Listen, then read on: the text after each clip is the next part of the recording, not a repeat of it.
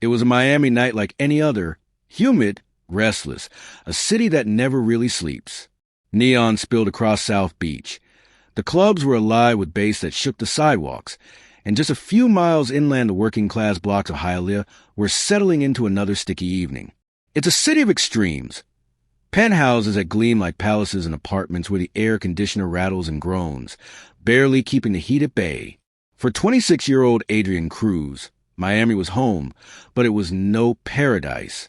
Adrian had grown up in Hialeah, the son of Cuban immigrants who scraped by, living paycheck to paycheck. He was tall, 6'2", lean, and still carrying the muscle he'd earned from years of construction work. He had the sharp cheekbones and dark eyes that made strangers turn their heads. But looks alone don't pay the rent. By the fall of that year, Adrian was broke, living off the charity of his cousin Luis, crashing on a couch that was never meant to be permanent. His car was one missed payment away from being hauled off, his phone service on the edge of being cut, and his cousin's patience was wearing thinner by the day. He wasn't lazy. Adrian had worked job after job on construction sites all across South Florida.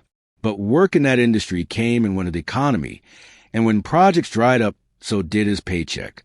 Bosses saw him as replaceable muscle, the kind of labor they could cut loose without a thought. And Adrian had a temper. Too quick to argue when someone disrespected him. Too proud to keep his mouth shut. More than once, it cost him steady work. Still, there was something about him that drew people in, especially older women with money. Maybe it was his mix of danger and charm. Maybe it was the way he could make a woman feel seen when everyone else dismissed her. It started small, flirty dinners with divorcees and Coral Gables, drinks with tourists on vacation. Then came the gift slipped into his pocket, the cash tucked into his hand. By the time Adrian realized he was basically selling himself, he was too desperate to care. He set his rules. Never anyone under 40. Always meet in public first. Cash up front, no strings attached. It wasn't glamorous, but it was survival. In certain circles, women who lunch at the Four Seasons whisper recommendations over rooftop martinis. His name traveled quietly. He's handsome, discreet, easy company. It was a way to keep the lights on, a way to buy gas, to keep his cousin from throwing him out. Miami is full of sharks, and Adrian wasn't pretending to be anything else. That Tuesday morning, he woke in the sagging twin-bed Louis had pushed against the living room wall. His head throbbed. His phone was silent. And for the first time in weeks, there was no one demanding anything from him.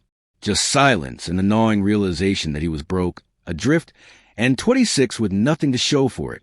He splashed water on his face in the cracked bathroom mirror, took in the tired reflection staring back. Even broke and exhausted, he still looked good. He knew it, and he'd been surviving off that fact. By mid-morning, his phone finally lit up a notification, a small burst of hope that maybe, just maybe, luck was changing. It was from a dating app he'd used before. The profile name read Isabella M., age 68. The photo, a silver-haired woman in a cream blazer, pearl earrings catching the light, seated in an expensive restaurant. Her smile wasn't desperate. It was assured, like someone used to get what she wanted. The message was simple. I'm visiting Miami on business. Looking for sophisticated company for dinner tonight. Compensation will be generous. Are you available? Adrian's pulse kicked. Generous compensation wasn't vague talk. It was code. Business visitors usually meant serious money. He typed back without hesitation. Good morning. I'd be happy to join you. What did you have in mind? Her reply came almost instantly. The Forge, Miami Beach. 8 o'clock. But I'd like you to meet me first at the Fontainebleau. Penthouse suite. Drinks at 7. I'll give you $1,500 for the evening. Cash. Adrian read the message twice, then a third time, convinced he was hallucinating. $1,500. That was more than he'd made in a month. Enough to catch up on car payments, pay Luis back, buy groceries without thinking twice. The Forge was one of the priciest restaurants on the beach, and the Fontainebleau penthouse? He'd driven past that curved tower 100 times, dreaming of what life inside might look like. Now he had a chance to step inside. A voice inside his head whispered warning. Why would a wealthy woman pay that much for dinner with a stranger? Why cash? Why the penthouse, not just a bar? But the doubts drowned under the louder truth. He was desperate, and the money was too good. This was the kind of gamble he'd been making his whole life. By late afternoon, he was ironing his one decent pair of pants with the steam from a bathroom shower, buttoning up the crisp white shirt he'd borrowed from Louise. He practiced tying a black tie from an old YouTube video, checking the mirror until he almost believed he looked the part. Polished, confident, not a broke kid from Hialeah. As the sun set over the causeway, Adrian's beat-up Honda Civic rattled its way toward Miami Beach. The skyline shimmered like a promise, glass towers reflecting pink and orange from the dying light. To his right, cruise ships line up like floating cities. Ahead, the Fontainebleau loomed, glowing like a temple of excess. He handed his last crumpled 10 to the valet, straightened his shoulders, and stepped into the marble lobby. Crystal chandeliers cast rainbow prisms across polished stone floors, and the air smelled like cologne and orchids. He walked to the concierge, trying to project a confidence he didn't feel. "I'm here to see Isabella Moreau in the penthouse suite." The man behind the desk gave a small, knowing smile and pointed him toward a private elevator. Adrian's heart pounded. This was it, his shot at easy money, maybe at something more. He didn't know that when those doors closed and carried him upward into the penthouse, he was climbing into the kind of night that would cost him far more than he could imagine. Adrian Cruz hadn't planned for his life to look like this. At 26, he thought he would have a steady job, maybe even his own place, a car he wasn't constantly worried about losing. But Miami had a way of chewing people up and spitting them back out, and Adrian had been living on the margins for years. He was born and raised in Hialeah, where English and Spanish mixed together on every street corner, where the working class kept the city running while the rich and glamorous paraded along South Beach. Adrian always straddled both worlds. His roots were humble, but his looks gave him access to spaces he could never afford. He wasn't dumb. He knew women noticed him. The way his thin skin glowed under Miami sun, the angular jawline, the tall, broad-shouldered frame. He carried himself with certain swagger, a mix of confidence and defiance that came from years of having to fight for respect. Construction work had kept him in shape, lean muscle earned by carrying lumber, hauling concrete, sweating through 100-degree afternoons. But the work had always been unstable. A project would pay him for a few months, then collapse when the money dried up. Another boss would let him go because he came in late or lost his temper at being treated like disposable labor. Each time, Adrian thought the next job would stick, and each time it slipped through his fingers. When he was younger, Adrian dreamed of something better. Maybe college, maybe starting a small business. But money was always tight, and family responsibilities always pulled him back. By the time he hit 21, he was already trapped in the cycle of odd jobs, hustles, and short-term promises. He learned quickly that in Miami, survival wasn't always about who worked hardest. It was about who played the game best. That's how the idea of being company for older women started. It wasn't something Adrian set out to do. At first, it was just one dinner with a woman he met through a friend, 40-something, divorced, lonely. She insisted on paying. Then there was another, a tourist visiting from New York, who slipped him $200 after a night together. He told himself it was just generosity, that it didn't mean anything. But when the rent was due and the jobs weren't coming, those nights out with women who could afford to take care of him started to look less like accidents and more like opportunity. By the time he was 24, Adrian had a reputation in certain corners of Miami. Wealthy women, divorcees from Coral Gables, successful business owners in Brickell. Even tourists looking for a thrill passed his name around like a secret. "He's good company," they whispered. "Discreet, charming, knows how to treat you." It was a kind of underground network that lived in shadows but paid in cash. Adrian wasn't blind to what he was doing. He told himself it wasn't really sex work, not in the way people imagined. He had rules, lines he wouldn't cross. No promises of relationships. No free rides.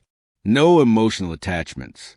But deep down he knew it was, and he knew why he did it, because it was the only thing keeping him afloat. $1,500 in one night was more than he could scrape together in a month of construction work. That money meant he could make his car payment, hand Louis some cash for rent, maybe even take a breath without worrying about how he was going to eat tomorrow. Pride didn't fill an empty stomach, and Adrian had learned to silence the voice that told him he should be doing better. Yet there was another part of him, one he didn't admit to anyone, not even to Louise, that longed for more than survival. He didn't just want money. He wanted meaning. Growing up, he watched his parents work themselves to exhaustion just to barely keep a roof overhead. He saw neighbors who lived their entire lives in the same broken-down apartments, waiting for a break that never came. Adrian didn't want to be like them. He wanted to be remembered, to leave something behind. But the only path he could see in front of him was the one paved by desperation. That's why Isabella's message hit him so hard. It wasn't just the promise of quick money. It was validation. A woman who looked like she belonged to another world. The world of wealth, luxury, power, had chosen him. She could have anyone, but she picked Adrian. That meant something, even if he pretended it didn't. To him, Isabella wasn't just another client. She was proof that he could still matter, that he wasn't just another broke kid from Hialeah trying to scrape by. Of course, a small voice in the back of his mind told him the truth. He was walking into dangerous territory. Anytime you mix money, sex, and desperation, the risks multiply. But Adrian had spent his whole life taking risks. Dropping out of school, moving in with the wrong people, gambling on the wrong jobs. One more gamble didn't scare him. What scared him was the idea of doing nothing, of staying stuck forever, of never making out of the couch in Luis's living room. So he ironed the shirt he borrowed, knotted the tie, and convinced himself that this night with Isabella could change everything. She wasn't just a client. She was a chance at redemption, a shot at stepping into a world he'd always been locked out of. He didn't know it yet, but in chasing that chance, Adrian Cruz was stepping into a nightmare far darker than anything poverty had ever thrown at him. The Fontainebleau stood like a monument to excess on Miami Beach, its white curve of glass and steel glowing against the night sky. Adrian had seen it from a distance his whole life, driving past on the causeway, wondering what it was like inside those walls where the rich hid from the city's chaos. Tonight, he didn't have to wonder. The valet had taken his battered Honda Civic without a word, slipping it into a line of Porsches and Bentleys as if it didn't belong. The marble lobby glittered with chandeliers, perfume, and money. Adrian told himself to act like he belonged, to straighten his back and carry the confidence he didn't feel. The private elevator to the penthouse hummed quietly as it rose, lined with mahogany panels and mirrors that reflected his borrowed white shirt and too tight tie. He studied his reflection, thinking he looked sharp enough to pass. But his heart pounded, and he couldn't shake the thought that he was just a broke kid playing dress-up in a world that wasn't his. When the door slid open, Adrian stepped into another reality entirely. The suite stretched before him like a dream. Floor-to-ceiling windows offered a panorama of Miami Beach, the lights glittering like spilled diamonds across the shoreline. Modern furniture gleamed with clean lines and fabrics that screamed wealth. Fresh orchids were scattered across tables, and the faint scent of jasmine hung in the air. For a moment, he forgot why he was there and just let himself soak it in, the life he'd always wanted but could never touch. "You must be Adrian," a voice said softly, and he turned. Isabella Moreau was more striking in person than her profile suggested. Her silver hair was styled in loose waves, her cheekbones sharp and commanding. Pale green eyes seemed to look straight through him, weighing and measuring. She wore a long black dress that clung to her in all the right places, diamond earrings catching the light as she moved. She smiled warmly, but behind that smile was something harder, something Adrian couldn't quite define. "Mrs. Moreau," he said, extending his hand. "Isabella," she corrected, clasping his hand with both of hers. Her skin was soft, but cool, and she held his hand a second longer than necessary. "And yes, I do love this view. There's something about being above it all. Don't you think? It gives you perspective." Adrian tried to play along, gesturing at the windows. "It's incredible. I've never seen the city like this." She moved toward a well-stocked bar, her steps deliberate, graceful. "What will you drink?" "I have excellent scotch. Or perhaps something more tropical. We are in Miami, after all." "Scotch sounds perfect," Adrian said, watching her pour. She handed him a crystal tumbler, their fingers brushing again, and raise her glass. "To new experiences," she said. "To new experiences," Adrian echoed, though something in her tone made the words feel heavier than they should have. For the next half hour, they sat together, sipping and talking. Isabella was worldly, polished, and far more interesting than he expected.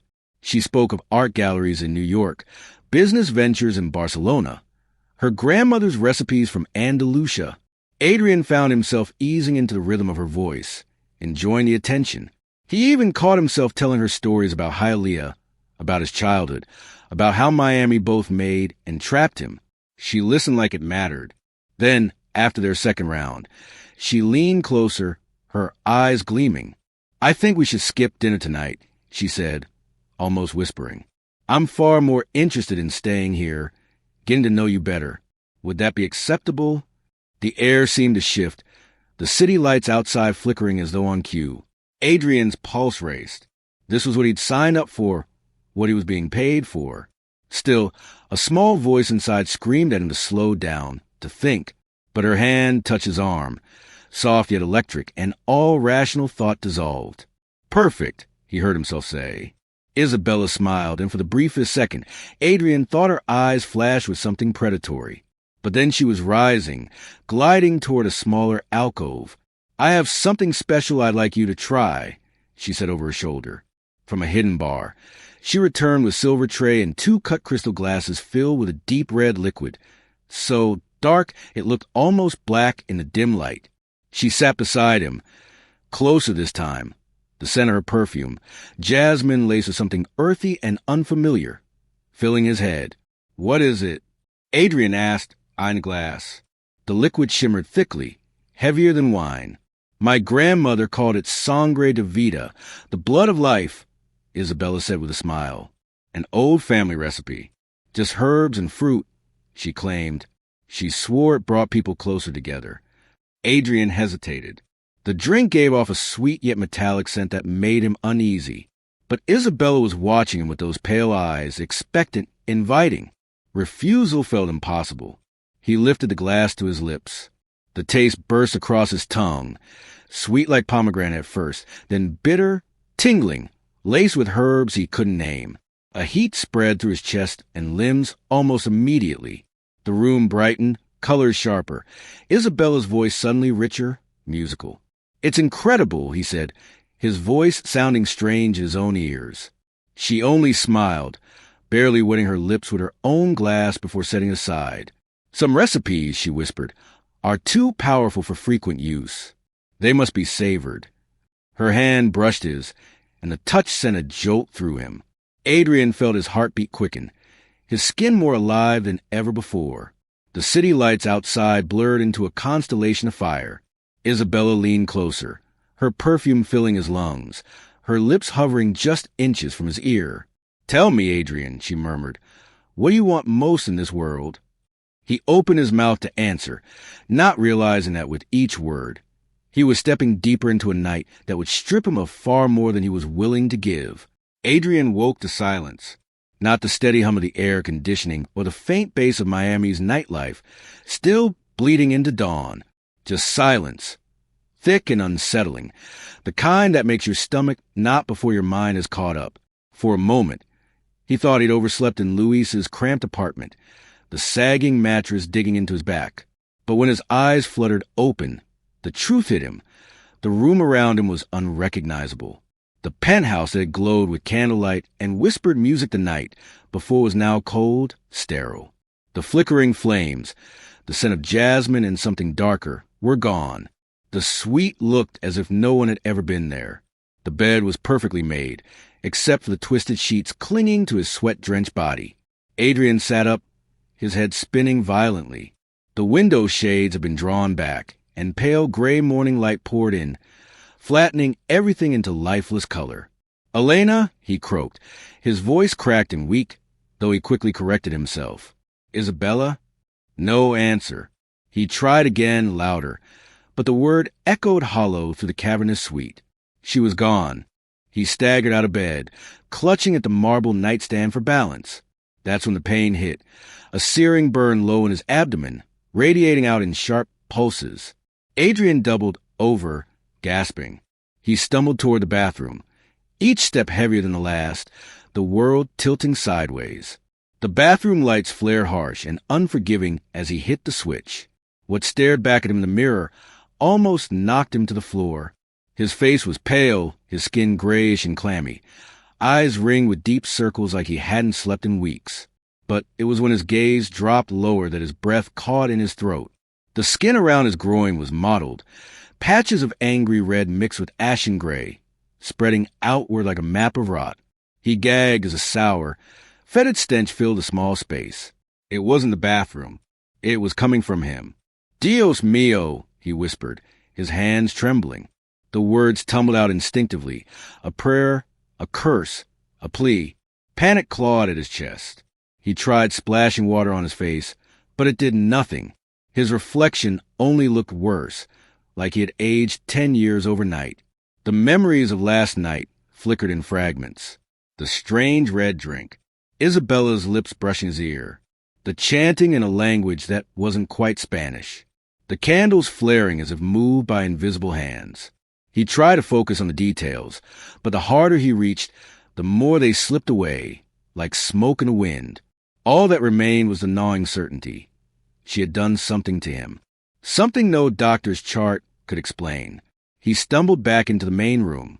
The penthouse was pristine, almost staged. The sofa cushions were perfectly arranged, the bar wiped clean, the crystal glasses gone. No trace of the night before, no evidence Isabella Moreau had ever existed. Even the faint perfume in the air had been replaced by the sterile tang of cleaning products. Adrian's phone buzzed on the dresser. He grabbed it, hand shaking. 17 missed calls from Luis. Texts piling up. "Where are you? Your car's outside. Answer me." His heart pounded harder. Each beat like a hammer in his chest. He had to get out of here. Pulling on his wrinkled clothes felt like torture. Every movement sent fresh waves of pain shooting through him. He forced himself to the elevator, sweat dripping down his spine, nausea rising in his throat. When the doors opened on the ground floor, the concierge at the desk didn't even look up. This wasn't the same man from last night. It was as if the entire place had shifted, erasing his presence. Outside, his Honda Civic sat waiting in the circular drive, keys tossed on the front seat. No valet in sight. Adrian slid in, gripping the steering wheel until his knuckles whitened. The engine groaned to life, and he pulled out, the glittering towers of Miami Beach receding in his rear-view mirror. The city around him was waking up, sunlight bouncing off high-rises, cruise ships lined up like floating palaces. But Adrian felt like he was moving to a different world entirely, a nightmare only he could see. By the time he crossed the causeway back into Hialeah, his body was shaking uncontrollably. Sweat plastered his shirt to his back. The sour smell clung to him, growing stronger, unbearable. When he pulled up outside Luis's apartment building, he barely managed to climb the cracked concrete steps. His legs gave out halfway, and he collapsed against a railing, gasping for breath. Inside, the apartment was dark, silent. Luis was still at his overnight job at the airport. Adrian stumbled to the bathroom, flipping on the flickering fluorescent light. The sight made his knees buckle. The discoloration had spread. The skin across his lower abdomen was streaked with blackish tendrils, crawling upward, alive in a way decay shouldn't be. He gagged, clutching the sink, whispering to himself, "What the hell did she do to me?" The taste of that thick red drink still lingered on his tongue, metallic, unnatural. He remembered her pale eyes watching him as he swallowed, her lips barely touching her own glass. She hadn't drunk it. She'd given it to him. Pain flared again, so sharp it felt like fire in his veins. Adrian slid to the bathroom floor, clutching his stomach. He knew, with the kind of certainty that lives in the marrow, that whatever Isabella Moreau had taken from him last night, it wasn't coming back. And whatever she left behind was only beginning. The ride to Jackson Memorial felt like it would never end. Luis's old pickup rattled down the highway, the engine whining, as if it too was close to giving out. Adrian sat hunched in the passenger seat, his arms wrapped tight around his abdomen. Every bump in the road sent pain ripping through him, sharp enough to make his vision blur. The morning sun poured over Miami, warming the city skyline. But to Adrian it felt cold. His skin was clammy, damp with sweat, and the stench. God, the stench clung to him no matter how hard he tried to ignore it. Luis kept glancing over, his face a mask of worry. "You're scaring me, Primo," Luis muttered, voice low. "What the hell happened to you?" Adrian tried to answer, but only managed a rasp. "Later. Just get me there." Jackson Memorial was already busy despite the early hour. The ER waiting room overflowed with people. Families clutching paperwork, workers nursing injuries, an elderly woman praying over her rosary. Luis half-carried Adrian inside, guiding him to the counter where a nurse looked up with tired eyes that had seen it all. "Name?" she asked flatly. "Adrian Cruz." Luis said quickly, "He's in pain. Something's really wrong." The nurse's gaze flicked over Adrian, lingered on the way he was doubled over, the unnatural gray pallor of his skin. Her professional detachment cracked just slightly. "Sit him down. We'll get someone." Minutes blurred into hours in the hard plastic chairs. Adrian felt himself slipping in and out of consciousness, the world around him a haze of fluorescent light and antiseptic. At one point he heard Luis muttering under his breath in Spanish, a prayer or maybe just a plea. By the time a nurse finally called his name, mispronouncing Cruz in a way that had followed him since grade school, Adrian barely had the strength to stand. The exam room was small, sterile, walls of faded off-white. Machines beeped quietly in the corner, reminders of lives hanging in balance. A young woman in a lab coat entered, her dark hair pulled back, her eyes ringed with exhaustion. Her name tag read Dr. Emily Wong. Resident. She could have been more than 30, but she carried herself with the sharp edge of someone who had been awake for far too long. "What brings you in today?" she asked, flipping open a clipboard. Adrian swallowed hard. How was he supposed to explain this? That a wealthy older woman had lured him to a penthouse, given him some strange drink, and now his body was rotting from the inside out? He focused on the facts, keeping his voice steady. "I woke up this morning with pain. Down here," he gestured weakly to his abdomen, "and something's happening to my skin. It's spreading fast." Emily's expression shifted, her pen pausing mid-scribble. She motioned for him to lie back, snapping on gloves. "Let me see." When Adrian pulled up his shirt, her breath caught. The skin across his lower abdomen was discolored, angry reds bleeding into grays and blacks, like the flesh was dying before her eyes. She leaned closer, her brow furrowed. "How long has this looked like this?" "This morning," Adrian whispered. "It wasn't there last night." Emily bit her lip, then pressed gently around the area. Adrian winced. A cry escaped him before he could stop it. "The tissue's necrotizing," she muttered, half to herself. "But this isn't right." "What do you mean?" Luis asked from the corner, his voice tense. She stood, peeling off her gloves. "Necrosis doesn't move this fast. And it doesn't start here without trauma, infection, something. I need to run tests. Blood work, cultures. We need to know what's happening." Adrian watched as she drew vial after vial of blood. In the harsh light, the liquid looked darker than it should, almost black. Emily frowned but said nothing, labeling each sample with brisk efficiency. "I'll send these to the lab immediately," she said. "In the meantime, I'm starting you on broad-spectrum antibiotics and fluids. I want to admit you overnight for observation." Adrian tried to process her words, but another wave of pain tore through him. His vision swam. "Am I dying?" he whispered. Emily hesitated, her eyes softening. Doctors weren't supposed to answer that question directly, not in a waiting room, not without results. But she saw the fear etched in his face, the desperation. "We're going to do everything we can," she said carefully. "But this isn't something I've seen before. We need to figure out what we're dealing with." Luis squeezed Adrian's hand, trying to steady him. "You'll be okay, Primo. Just hang on." As the nurses hooked him to IVs, Adrian felt the sterile chill of the hospital closing around him. The beeping monitors, the antiseptic sting in the air, the fluorescent lights. It was all so different from the velvet penthouse where this nightmare began. He remembered Isabella's pale eyes watching him lift the glass, her lips barely touching her own drink. She hadn't drunk it. She'd only watched him. He looked at Emily, who was adjusting the four-line, her jaw tight with concentration. "You won't find it," he murmured. She glanced at him. "Find what?" "Whatever she gave me. It won't show up." She knew what she was doing. His words faded as exhaustion dragged him under. Emily straightened, unsettled. She'd treated addicts, victims of poisoning, men with infections raging through their systems. But this was different. The patterns didn't match anything in the textbooks. She pulled the curtain back, meeting Luis's anxious stare. "Stay with him tonight," she said softly. "And if anything changes, anything, call for me immediately." Hours later, as Adrian lay in a narrow hospital bed, IVs dripping, machines tracking every fragile beat of his heart, Emily reviewed the first lab results. Her stomach sank. His white blood cell count was sky high, but no bacteria, no virus, no toxin she could identify. The infection, or whatever it was killing his tissue in a way that didn't make sense. Emily rubbed her eyes, exhausted. She knew one thing.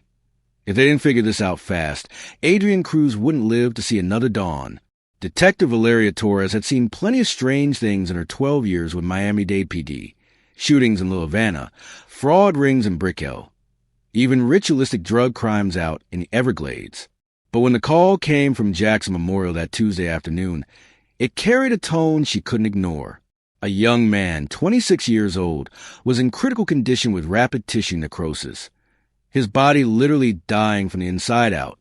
The attending physician believed foul play might be involved. Torres was no stranger to the hospital's corridors. She'd interviewed victims there more times than she could count, usually men who survived stabbings or women who barely escaped abusive partners.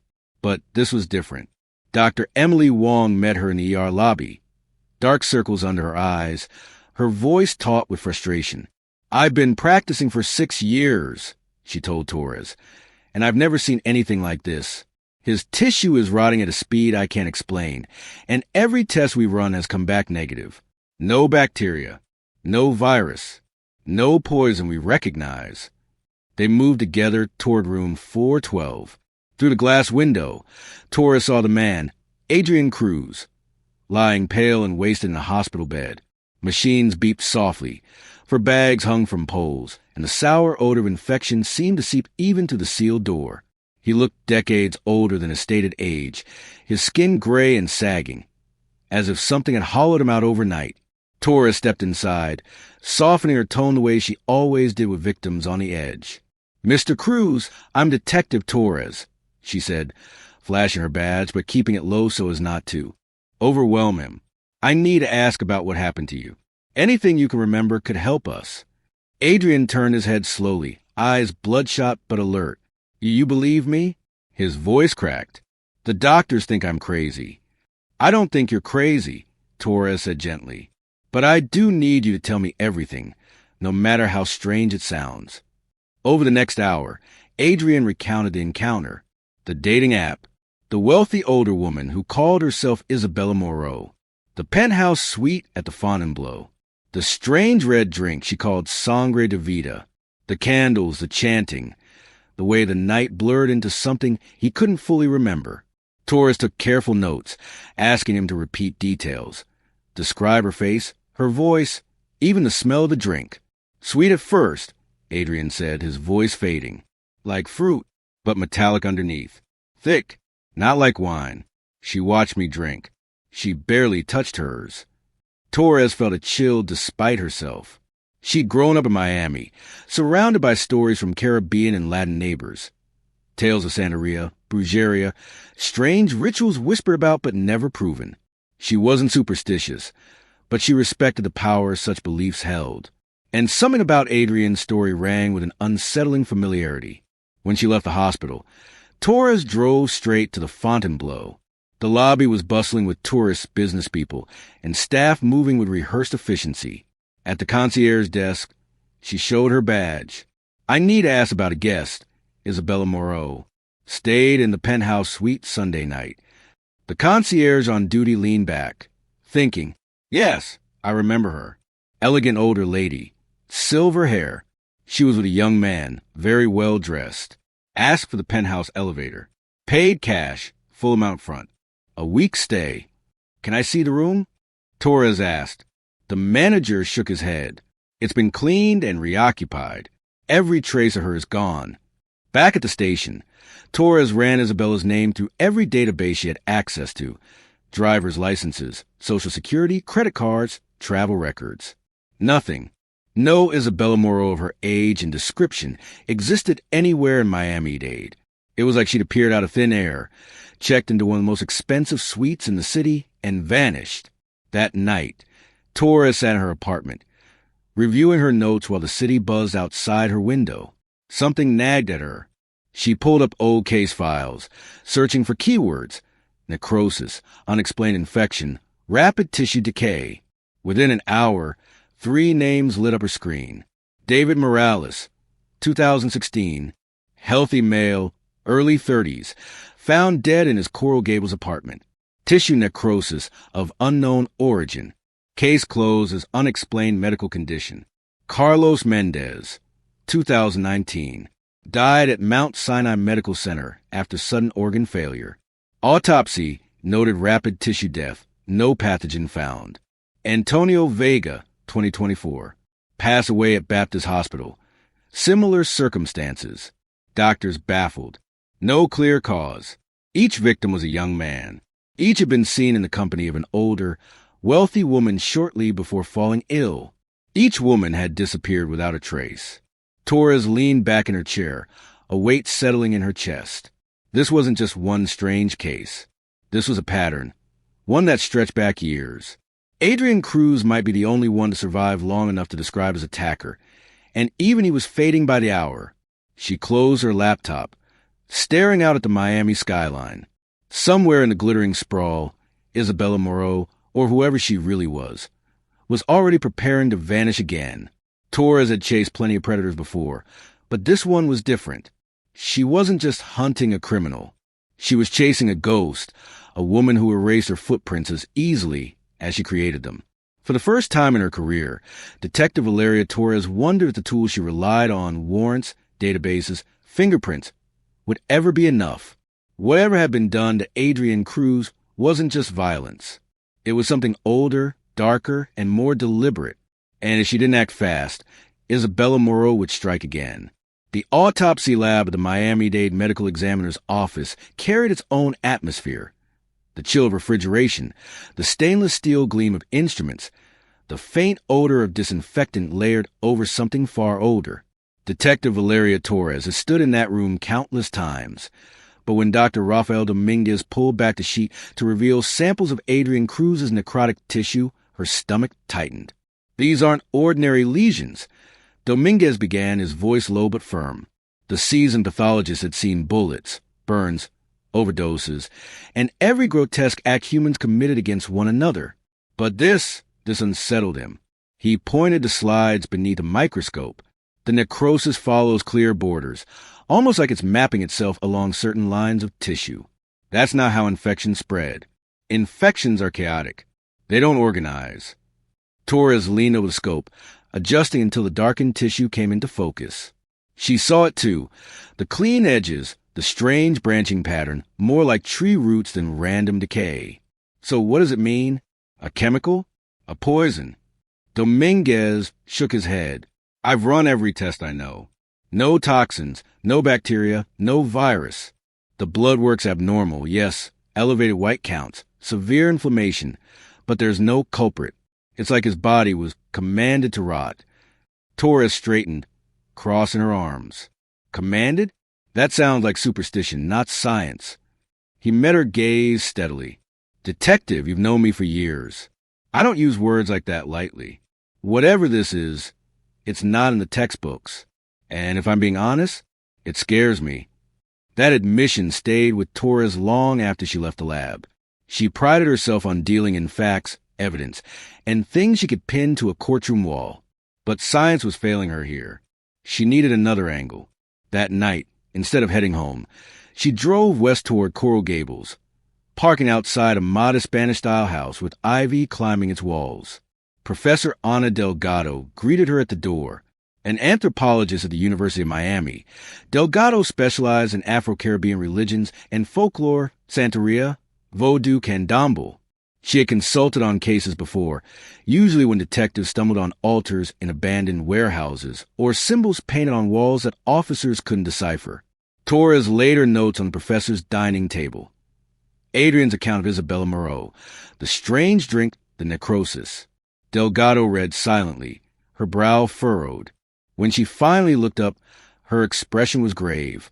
"This isn't the first time I've heard whispers of something like this," Delgado said. "In Cuba, in Haiti, even in part of Brazil, there are legends of practitioners who draw life from others. It's called many names: zombie astral, Rougarou, cazadores de vida. They speak of rituals where intimacy isn't about pleasure. It's about extraction, energy, vitality, a transfer." Torres frowned. "You're telling me someone can steal life through sex? That sounds like myth, not murder." Delgado leaned forward. "Myth often hides kernels of truth. Think of it this way. Indigenous healers have used plants for centuries, long before Western medicine understood them. Some practices blurred healing with harm. There are concoctions, herbal, chemical, that can alter the body in ways science struggles to explain. Combine that with ritual, with intent, and you can create something powerful, dangerous." Torres thought of Adrian's words, the way he'd said Isabella hadn't drunk from her own glass. "The drink," she murmured. Delgado nodded. "Sangre de vida, the blood of life." The name itself is telling. If she gave it only to him, she was initiating a transfer. Whether you call it poison, alchemy, or sorcery, the effect is the same. She took from him, and what she took, she kept. Torres rubbed her temples. "So you're saying she's what? A killer who hides behind folklore? Or something else entirely?" The professor's eyes were steady, unflinching. "Does it matter? She's dangerous. And if Adrian's story is true, she's been doing this for years." For a long moment, silence stretched between them. Outside, the cicadas sang, and the hum of Miami nightlife felt far away.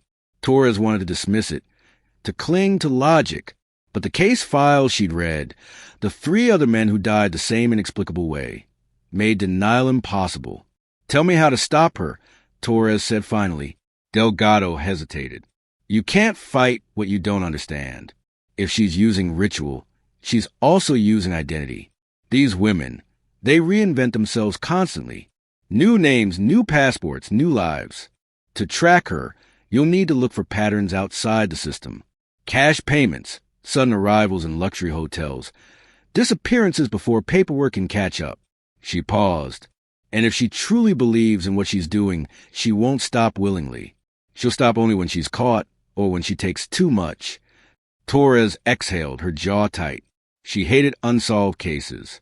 She hated predators who thought they could outsmart the system. And more than anything, she hated feeling like she was one step behind. Driving back into the city, the skyline glittered in the humid night air. But Torres didn't see beauty. She saw hunting grounds. Somewhere out there, Isabella Moreau or Gabriela Montoya, or whatever name she'd chosen next, was circling her next victim. A boy not unlike Adrian. Someone desperate enough to take the money, naive enough to drink from her glass. Science had no answers. Folklore offered only warnings. Torres tightened her grip on the steering wheel. For the first time in her career, she knew she was chasing something that existed between worlds. Part human, part legend, wholly lethal. And unless she stopped her, Isabella would strike again. The Thursday morning Miami woke to sunlight and ocean breeze Adrian Cruz never saw. At 4:17 a.m., while the city still lay wrapped in humid darkness, the steady beep of his heart monitor flattened into one long, merciless tone. Nurses rushed into his isolation room at Jackson Memorial, but the look in their eyes told the truth. There was nothing left to save. Adrian's body had simply surrendered after 5 brutal days of decay that medicine couldn't stop and science couldn't explain. Detective Valeria Torres was already in her car when the call came. She had spent most of the night combing through databases, chasing yet another alias that dissolved into dead ends. By the time she pulled into the hospital's garage, dawn was painting Biscayne Bay in streaks of pink and orange. It felt obscene, as if nature mocked the tragedy unfolding inside. Dr. Emily Wong met her in the hallway. Still in scrubs, exhaustion etched deep into her young face. He was lucid until the end, she said quietly, kept repeating the same thing, that she would do it again, that we had to stop her before she found someone else. Valeria glanced into the empty room, the bed neatly stripped, machines powered down. It looked as though Adrian had never existed at all, yet the smell of antiseptic couldn't cover the lingering trace of rot. Outside, Adrian's cousin Louis sat slumped on the tailgate of his pickup truck, staring at the skyline through tears. He had done everything a family could do, drove him to the hospital, sat for hours in plastic waiting room chairs, prayed for answers that never came. Now grief curdled into something harder. "You didn't catch her," he said bitterly when Valeria joined him. "She's still out there." Valeria didn't argue. He was right. Despite Adrian's testimony, despite the concierge who remembered Isabella Moreau, despite every instinct screaming that they had glimpsed something monstrous, the case file was as thin as smoke. No fingerprints, no credit cards, no digital trail. Isabella was a ghost, and ghosts didn't stand trial. Later that day, the forensic team conducted its examination. The report mirrored every other mysterious death in the past decade. Rapid necrosis. No toxins detected. No pathogens isolated. Official cause of death: multi-organ failure due to unexplained tissue necrosis. Unofficial cause: stolen life. Valeria closed the file with a slam that rattled her desk. Science had failed them. Law had failed them. Adrian had become another name in a pattern that stretched too far back, and the woman who did it had already shed her skin and vanished into Miami's neon shadows. But the story didn't end with his death. That same afternoon, Miami Beach police received a report from a nervous young man who had been approached on a dating app by an older woman calling herself Gabriela Montoya. The message was almost identical to the one Adrian had received: an invitation to dinner, the promise of cash, and a request to meet in the penthouse suite for drinks first. Valeria raced to the Ritz-Carlton with surveillance in place, heart pounding with the possibility of finally cornering her quarry. But when the target arrived, clean-cut 24 wire with a mic, they discovered there was no Montoya, no penthouse reservation, no evidence anyone had checked in under that name. Isabella had already slipped through their fingers again, like smoke through a clenched fist. That night, standing on the sand behind the hotel, Valeria listened to the Atlantic crash against the shore. Tourists laughed nearby. Couples strolled under the glow of neon, and life in Miami moved on oblivious. Yet she knew the city had a predator prowling in plain sight.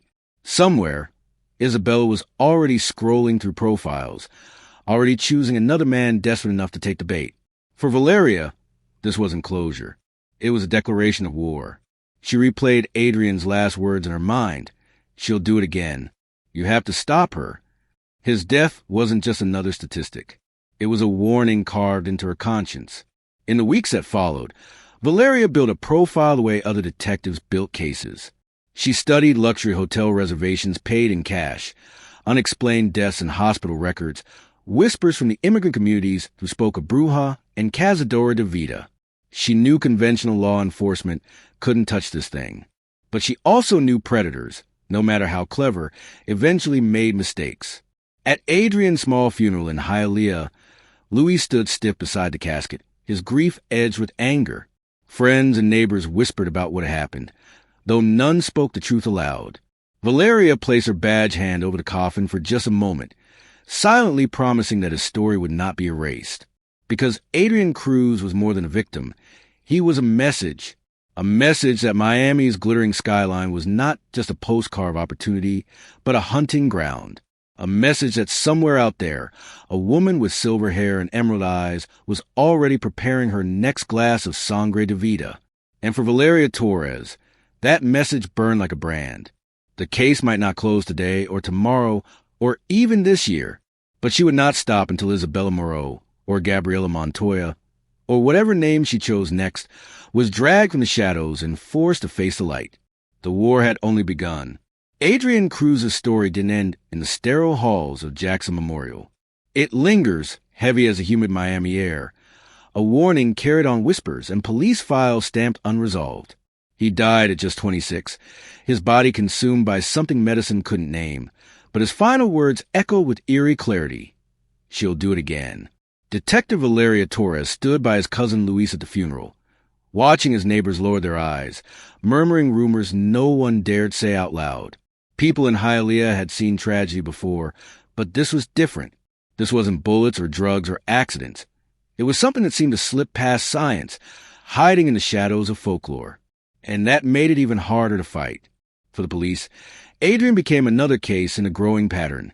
Young men, healthy and full of promise, lured by wealth and seduction, only to wither into husks in a matter of days. For investigators like Torres, he became a face she couldn't forget, a reminder that predators don't always carry guns or knives. Sometimes they come with diamond earrings, soft hands, and a smile that hides centuries of hunger. The truth is, Isabella Moreau, if that's even her name, was never caught. Her penthouse suite was cleaned out, her aliases erased, her trail dissolved in Miami's neon haze. Some detectives call her a scammer with exotic poisons. Others whisper darker words. Bruja, cazadora de vida, a witch who drains the life force of the desperate and the young. Science and superstition collide in her wake, leaving only bodies and questions behind. What we do know is this: men like Adrian will not be the last. Somewhere tonight, another message may already be lighting up on another phone. Another promise of easy money, sophisticated company, drinks in a penthouse suite. And unless someone stops her, history will repeat itself. For Adrian's family, for Valeria Torres, for anyone who dares to look too closely, the epilogue is clear. His death wasn't just a tragedy. It was a warning, a reminder that sometimes the most dangerous predators don't hunt in alleys or dark streets. Sometimes they wait for you behind glass walls overlooking Miami Beach, with a drink that tastes just a little too sweet.